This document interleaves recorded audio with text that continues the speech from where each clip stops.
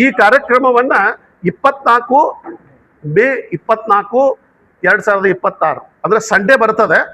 ಅದನ್ನ ನಾವು ಅಲ್ಲಿ ವಿಶೇಷವಾಗಿ ನಮ್ಮ ಕಿತ್ತೂರು ರಾಣಿ ಚೆನ್ನಮ್ಮ ಒಂದು ಇದರಲ್ಲಿ ಮಾಡ್ಬೇಕಂತ ಹೇಳಿ ನಾವು ವಿಚಾರ ಮಾಡಿದ್ದೀವಿ. ಸೊ ಹೀಗಾಗಿ 24ನೇ ತಾರೀಕಿನ ಒಳಗಡೆ ಎಲ್ಲರೂ 15ನೇ ತಾರೀಕಿನ ಒಳಗಡೆ ನಿಮ್ಮ ಎಲ್ಲ ಏನೋ ಸಾಧಕರು ತಮ್ಮ ತಮ್ಮ ಮಾರ್ಕ್ಸ್ ಕಾರ್ಡ್ಗಳನ್ನು ಕಳಿಸ್ಕೊಡ್ಬೇಕು ಅಂತ ಹೇಳಿ ನಾವು ವಿನಂತಿಸ್ಕೊಡ್ತೀವಿ. ಸರ್, ಇದು ರಾಜಕೀಯದು ಏನು ನಾವು ಇದರೊಳಗೆ ಇದು ಮಾಡ್ತಾ ಇಲ್ಲ. ಅದು ನಾವು ಕಮಿಟಿಯವರು ಡಿಸೈಡ್ ಮಾಡಿ ಯಾರನ್ನ ಕರೆಸ್ಬೇಕು, ಏನು ಮಾಡಬೇಕು ಅನ್ನೋದು ಇದು ಮಾಡ್ತೀವಿ. ವಿಶೇಷವಾಗಿ ಯಾರು ನಮ್ಮ ಸ್ವಾಮೀಜಿಗಳಾಗಲಿ ಯಾರೇ ಆಗಲಿ ಅವ್ರು ಒಬ್ಬರನ್ನ ಯಾರು ನಾವು ಕಮಿಟಿಯವರು ಡಿಸೈಡ್ ಮಾಡ್ತಾರೆ ಅದನ್ನ ಪ್ರಕಾರ ಡಿಸಿಷನ್ ಇರಲೇ ಇರ್ಬೋದು. ಏನ್ರಿ, ಒಂದು 4,000 ರಿಂದ 5,000 ಜನ ಸೇರಿಸಿ ಕಾರ್ಯಕ್ರಮ ಮಾಡ್ಬೇಕಂತ. ಅದು ಇದು ಟೈಮ್ ಇಲ್ಲ. 400 ರಿಂದ 500 ವಿದ್ಯಾರ್ಥಿಗಳಿಗೆ ಕೊಡ್ಬೇಕಂತ ಐತಿ. 400 ರಿಂದ 500 ವಿದ್ಯಾರ್ಥಿಗಳು ಅದಕ್ಕೂ ಹೆಚ್ಚು ಬಂದ್ರು ಕೊಡ್ಬೇಕಂತ ಅದ. ನಮ್ಮ ಈಗ ಹೊನ್ಮಲ್ ಅವರು ಒಂದೆರಡು ಮಾತು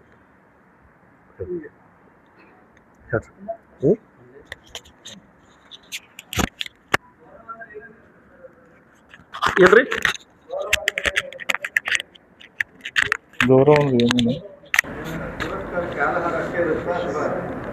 ಅದನ್ನ ನಾವು ಸರ್ ಈಗ ಮಾಡಿದ್ವಿ. ಅದನ್ನ ಆಮೇಲೆ ಹೇಳ್ತೀವಿ. ಅಂದ್ರೆ ನಾವು ಅವ್ರಿಗೊಂದಿಷ್ಟು ಸ್ಕಾಲರ್ಶಿಪ್ ಮೋಟದಲ್ಲಿ ಅಥವಾ ಏನಾರ ಒಂದು ಅದನ್ನು ಕೂಡ ನಾವು ವಿಚಾರ ಮಾಡಿದ್ದೀವಿ.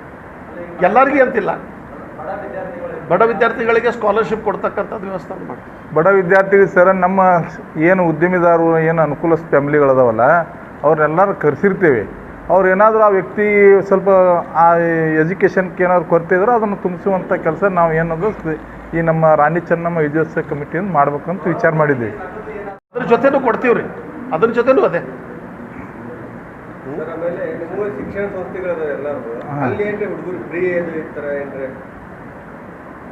ಈಗ ಅದನ್ನು ನಾವು ಕೆಲವೊಂದು ಶಿಕ್ಷಣ ಸಂಸ್ಥೆಗಳಲ್ಲಿ ಕೂಡ ಇರ್ರೆಸ್ಪೆಕ್ಟಿವ್ ಆಫ್ ಎನಿ ಕಾಸ್ಟ್ ಬಡ ವಿದ್ಯಾರ್ಥಿಗಳಿದ್ರೆ ಅದನ್ನು ಮಾಡ್ತಕ್ಕಂಥ ಕೆಲಸ ಈಗ ಸಪೋಸ್ ನಮ್ಮಲ್ಲಿ ಕೂಡ ನಾವು ಮಾಡ್ತಾ ಇದ್ದೀವಿ. ಹಾಗೆಯೇ ನಮ್ಮ ಸಮಾಜದವ್ರು ಇದ್ದರೂ ಕೂಡ ಅದಕ್ಕೆ ಆ ಪ್ರೊವಿಷನ್ ಕೊಡ್ತೀವಿ ಅಂತ ಹೇಳ್ಬೋದು. ಇದು ಒಂದು ಸಂಸ್ಥೆಯಿಂದ ಅಂತ ಏನಿಲ್ಲ ಸರ್, ಇದು ಸಮಾಜದ ವ್ಯವಸ್ಥೆಯನ್ನು ಮಾಡತ್ತೇವೆ. ಈಗ ಒಂದು ಎಲ್ಲ ಸಂಸ್ಥೆಗಳು ತೆಗೆದವ್ರು ಎಲ್ಲ ಅಲ್ಲಿ ನಾವು ಎಲ್ಲ ಇದು ಮಾಡ್ಕೊತಾ ಇದ್ದೇವೆ ಅಂದ್ರೆ ಸ್ವಲ್ಪ ಇದು ಆಗ್ತದೆ. ಈಗ ನಮ್ಮ ಚೆನ್ನಮ್ಮ ಏನು ರಾಣಿ ಚೆನ್ನಮ್ಮ ಪ್ರತಿಷ್ಠಾನ ಸಮಿತಿ ವಿಜಯೋತ್ಸವ ಸಮಿತಿ ಅನ್ನೋದಲ್ಲ, ಇದರಿಂದ ಸಮಾಜದ ಬಾಂಧವರು ಏನು ನಮ್ಮ ಯುವಕರದ ನಮ್ಮ ವಿದ್ಯಾರ್ಥಿಗಳದಾರ SSLC ಮತ್ತು PUC ಒಳಗೆ ಅಬೋವ್ 90 ಅಂದ್ರೆ 90% ಹಿಡ್ಕೊಂಡು ಏನು ಮೇಲ್ಪಟ್ಟ ವಿದ್ಯಾರ್ಥಿಗಳದಾರ ಅವರನ್ನು ಮತ್ತು ಇದು ಸೆಕೆಂಡ್ PU ಮತ್ತು SSLC ಒಳಗೂ 90% ಅಬೋವ್ ಇದ್ದಂಥ ವಿದ್ಯಾರ್ಥಿಗಳು ಮತ್ತು ಈ CBSE ಮತ್ತು RMSE ಸ್ಕೂಲ್ನಿಂದ 85% ಇದ್ದವ್ರನ್ನ ಈ ಇವತ್ತಿನಿಂದ ಅಥವಾ ನಾಳೆಯಿಂದ 15 ಅಥವಾ 16 ತಾರೀಕಿನೊಳಗೆ ತಮ್ಮ ಡಾಕ್ಯುಮೆಂಟ್ಸನ್ನು ನಮ್ಮ ಈ ಏನು ನಾವು ವಾಟ್ಸಪ್ ಇದು ಕೊಟ್ಟೇವೆ ನಂಬರ್, ಈ ನಂಬರ್ಗೆ ಅವರು ತಮ್ಮ 2 ಫೋಟೋ ಮತ್ತು ಒಂದು ಆಧಾರ್ ಕಾರ್ಡನ್ನು ಕಳಿಸಿದ್ರೆ ಅವು ನಾವು ಏನು ಪ್ರತಿಭಾ ಪುರಸ್ಕಾರ ಕೊಡ್ಲಿಕ್ಕೆ ಒಂದು ಅನುಕೂಲ ಆಗ್ತದೆ ಮತ್ತು ಸಂಖ್ಯೆ ನಮಗೆ ಸಿಕ್ಕಂಗೆ ಆಗ್ತದೆ.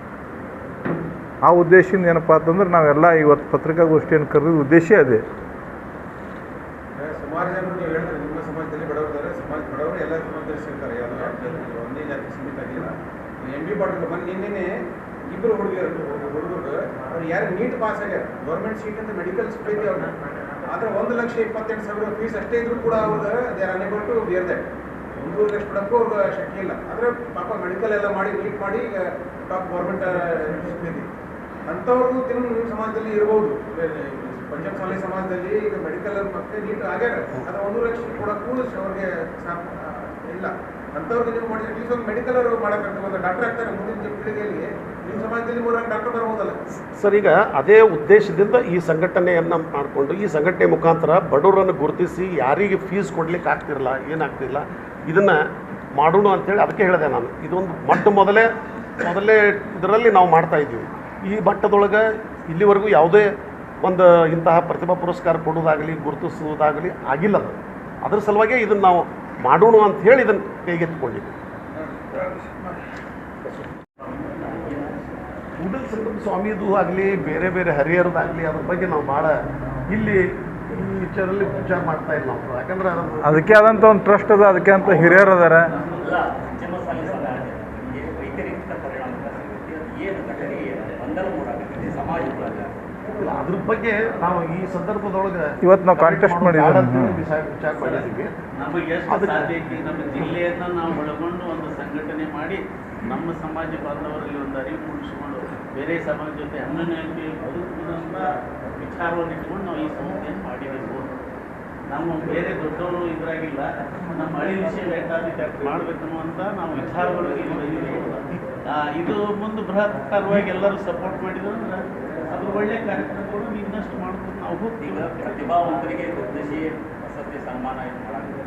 ಕೆಲವು ಫೇಲ್ ಆದವ್ರು ಅವ್ರನ್ನ ಆತ್ಮಾವಲೋಕನ ಮಾಡಿ ಅವ್ರನ್ನ ರೀಎದುಕ್ಕೆ ಸಮಾಜದೊಳಗಿರೋ ಚೈತನ್ಯ ತುಂಬ ಕೆಲಸ ಮಾಡ್ತಾರೆ. ಸರ್, ಇದರ ಅಂಡರ್ದೊಳಗೆ ಭಾಳಷ್ಟು ಚಟುವಟಿಕೆಗಳನ್ನ ನಾವು ಇಟ್ಕೊಂಡಿದ್ದೀವಿ. ಆದರೆ ಇನ್ನೊಂದು ಸಂದರ್ಭದೊಳಗೆ ಹೇಳ್ತೀನಿ ನಾನು. ಬಟ್ ಈಗ ಮೊದಲನೇ ಹಂತದೊಳಗೆ ಇದನ್ನು ಮಾಡಿಬಿಡೋಣ. ಯಾಕಂದ್ರೆ ಯಾವಾಗಲೂ ಮಾಡೇ ಇಲ್ಲ ಇದನ್ನು. ಅಟ್ಲೀಸ್ಟ್ ಅದು ಸ್ಟಾರ್ಟ್ ಆಗಲಿ ಅಂತ ಹೇಳಿ ಇದು ಒಂದು ಉದ್ದೇಶ ಇಟ್ಕೊಂಡು ಮೊದಲಿಗೆ ಈ ಒಂದು ಪತ್ರಿಕಾಗೋಷ್ಠಿ ಕರೆದಿಲ್ಲ. ಶಿಕ್ಷಣ ಸಂಸ್ಥೆಗಳದಾವ, ಹಿಂದುಳಿದಿರ್ತಾವ, ಅದನ್ನು ಮಾಡ್ತೀವಿ. ಖಿನ್ನತೆಗೊಳಗಾಗಿರ್ತಾವ, ಆತ್ಮಹತ್ಯೆ ಮಾಡ್ಕೊಳ್ಳುವಂಥ ಸ್ಥಿತಿಗಳು ಬಂದಿರ್ತಾವೆ. ಅದನ್ನು ಧೈರ್ಯ ತುಂಬಿ ನೈತಿಕತೆ ತುಂಬಿ ಅವನ್ನ ಅದನ್ನು ಪಾರ ಮಾಡಿ ಬಹಳಷ್ಟು ವಿಚಾರಗಳದಾವೆ. ಇದು ರೈತರಿಗೆ ಕೆಲವೊಂದು ಸಮಾವೇಶಗಳನ್ನು ಮಾಡೋದಾಗಲಿ, ಸೆಮಿನಾರ್ಸ್ ಕಂಡಕ್ಟ್ ಮಾಡೋದಾಗಲಿ, ಅಥವಾ ವಿದ್ಯಾರ್ಥಿಗಳಿಗೆ ಮೋಟಿವೇಶ್ನಲ್ ಟಾಕ್ ಕೊಡೋದಾಗಲಿ, ಇವೆಲ್ಲ ಆಯೋಜನೆ ಮಾಡಬೇಕು ಅಂತ ಹೇಳಿ ವಿಚಾರಗಳು ಅದಾವೆ. ಹೀಗಾಗಿ ಸ್ವಲ್ಪ ಈಗ ಎಲ್ಲವನ್ನು ಒಮ್ಮೆ ನಾವು ಹೇಳಲಿಕ್ಕೆ ಅಥವಾ ಮಾಡಲಿಕ್ಕೆ ಆಗೋದಿಲ್ಲ. ಬಟ್ ಹಂತವಾಗಿ ಫೇಸ್ ವೈಸ್ ಎಲ್ಲ ಈ ಒಂದು ಕಾರ್ಯಕ್ರಮಗಳನ್ನು ಹಾಕ್ಕೊಳ್ತೀವಿ. ಅದು ಒಂದು ಕಡೆ ಪಂಚಮಸಾಲಿ ಸ್ತ್ರೀಗಳ ವಿರುದ್ಧ ಅನ್ಯತಾ ಆರೋಪಗಳು ಬರ್ತಾ ಇರುವಂಥದ್ದು. ಈಗ ಹರಿಹರ ಪೀಠದಲ್ಲಿ ಲೆಕ್ಕಪತ್ರ ವಿಚಾರ ಆಗಿರ್ಬೋದು, ಪರ್ಯಾಯ ಸ್ವಾಮೀಜಿ ಅಲ್ಲ, ಅದೇ ರೀ ನಾ ಏನು ಹೇಳ್ತೀನಿ. ಸಮಾಜದ ಮುಖಂಡರಾದ ಈಗ ಅದು ಏನೇನೋ ನಡೆದು ಬಿಟ್ಟು ಸಮಾಜ ಈಗ ಛಿದ್ರಾಗಿ ಹೋಗಿಬಿಟ್ಟದ. ಅದ್ರ ಬಗ್ಗೆ ನಾವು ಅದಕ್ಕೆ ನಾವು ವಿಚಾರ ಮಾಡಿದೆ. ಎಲ್ಲ ಅಂದರೆ ಎಲ್ಲರನ್ನ ಒಗ್ಗೂಡಿಸ್ಕೊಂಡು ಹೋಗ್ತಕ್ಕಂತಹ ಒಂದು ಸಂಘಟನೆಯನ್ನು ಮಾಡಿಕೊಂಡು ಎಲ್ಲರೂ ಒಗ್ಗೂಡಿಸ್ಕೊಂಡು ಹೋಗ್ಬೇಕಂತಕ್ಕಂಥ ಉದ್ದೇಶದಿಂದ ಇದನ್ನು ಮಾಡ್ತಾ ಇದ್ದೀವಿ. ಇದರೊಳಗೆ ರಾಜಕಾರಣ ಮಾಡೋದಾಗಲಿ, ಅವ್ರು ಏನು ಮಾಡಿ ಅದಕ್ಕೆ ಆದಂಥ ಟ್ರಸ್ಟಿಗಳದಾರ ಅವರು ಟ್ರಸ್ಟಿಗಳದಾರೆ. ಆ ಸಂದರ್ಭದೊಳಗೆ ಅದೆಲ್ಲ ಅವರವರೇ ಏನೇನೋ ವಿಚಾರಗಳನ್ನು ಇರ್ತಾವೆ, ಅವರು ಹೇಳ್ತಾರೆ. ಬಟ್ ನಾವು ಈ ಸಂದರ್ಭದೊಳಗೆ ಯಾವುದೇ ರೀತಿ ಪಂಚಮಸಾಲಿ ಸಮಾಜದ ಏಕತೆಗೆ ಭಂಗ ತರುವಂಥ ಕೆಲಸ ಆಗ್ತಾ ಇದೆ, ಬೇರೆ ಯಾರೋ ಕೈವಾಡ ಇದೆ ಅಂತ ಕೇಳ್ತಾರೆ. ಇಲ್ಲ, ಸರ್ ಸರ್ ಅದೇನು ಬೇಡ. ಅದು ಯಾಕಂದ್ರೆ ನಾವು ಈಗ ಇರೋದು ಪ್ರತಿಭಾ ಪುರಸ್ಕಾರ ಮಾಡಲಿಕ್ಕೆ ಪುರಸ್ಕಾರದ ಸಲುವಾಗಿ ಕರೆದಿರೋದ್ರಿಂದ ಇದನ್ನ ಈ ಸದ್ಯದೊಳಗೆ ಅದನ್ನ ಆ ಬೇರೆ ವಿಷಯಗಳನ್ನು ಚರ್ಚೆ ಮಾಡೋದು ಬೇಡ ಅಂತೇಳಿ ನಾವು ವಿಚಾರ ಮಾಡಿದ್ವಿ. ಸಮಾಜದಿಂದಲೇ ಆಗ್ತಾ ಇದೆ. Thank you sir, thank you.